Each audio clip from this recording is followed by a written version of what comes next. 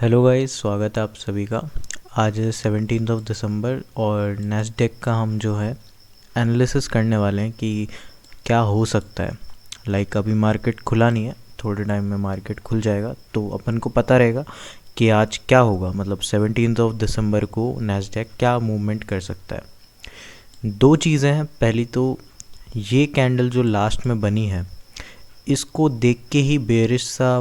नज़र आ रहा होगा आपको नैस्डैक कि शूटिंग स्टार टाइप बना है, प्रेशर बहुत ज़्यादा है सेलर्स का।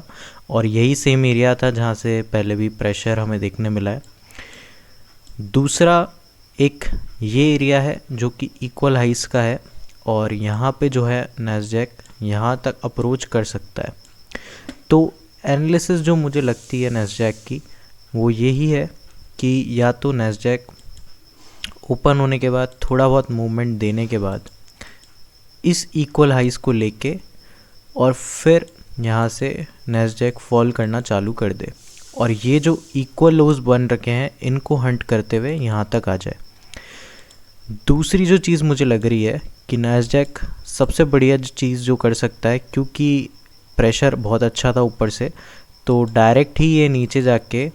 और ये लो हंट करने के बाद फिर ये कंटिन्यूएशन अगर करता है ऊपर के लिए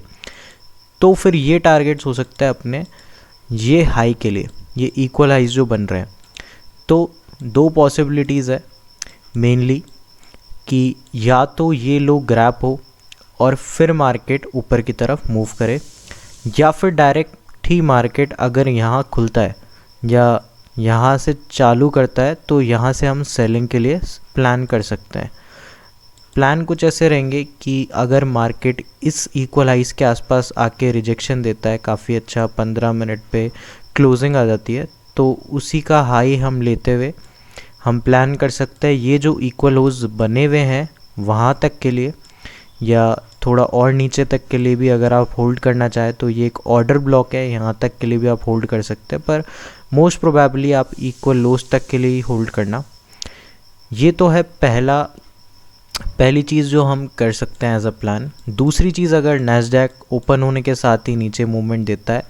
यहाँ इक्वल लोज लेने के बाद एक स्वीप के साथ साथ क्लोजिंग ऊपर देता है और यहाँ पे अगर ऊपर क्लोजिंग आती है, काफ़ी बढ़िया एक पैटर्न मिलता है, ग्रीन कैंडल मिलती है, तो उसी पे हम एंटर करेंगे काफ़ी बढ़िया बुलिश, और यहाँ तक का हम टारगेट रख सकते हैं। अगर ये इक्वलाइज लेने के बाद भी मार्केट थोड़ा बहुत बुलिश रहता है तो यहाँ पे गैप बचा हुआ है, पर इतना ऊपर मुझे नहीं लगता कि नैस्डैक जाएगा। तो मोस्ट प्रोबेबली इस गैप तक का ही,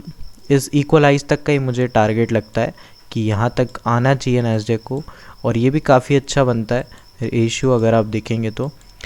तो ये दो व्यूज़ हैं हमें नैस्डैक को लेके। सबसे पहला तो यही है कि नैस्डैक जो है डायरेक्ट ओपन हो, नीचे जाए, इन इक्वल लोस को ले और फिर डे हाई की लिक्विडिटी ग्रैब कर ले, या फिर नैस्डैक कहीं फ्लैट ओपन हो या थोड़ा ऊपर ओपन हो और डायरेक्ट ये डे हाई लिक्विडिटी लेने के बाद डे लो के लिए हंट करे। यहाँ पे अगर मैं देखूँ तो 200 EMA जो है वो ऊपर की साइड चल रही है, तो मार्केट हमेशा बेरिश ही माना जाता है ऊपर की साइड में, और यहाँ पे ऐसे पैटर्न्स जब देखने मिलते हैं तो और कंफर्मेशन आती है बेरिश के लिए। तो मोस्ट प्रोबेबली नैस्डैक कंटिन्यू कर सकता है नीचे, इधर ये एक ऑर्डर ब्लॉक है, या तो मार्केट यहाँ से सपोर्ट लेके फिर कंटिन्यू करेगा थोड़ा बहुत अपसाइड, या फिर मार्केट इस इक्वल लोस को स्वीप करने के साथ साथ इन इक्वल हाइस को टारगेट कर सकता है। तो ये हमारे कुछ प्लान्स हैं नैस्डैक को लेके, और आप सबके क्या प्लान्स हैं कमेंट्स में ज़रूर बताना, और चैनल को सब्सक्राइब ज़रूर करना। Thanks for the watching, bye.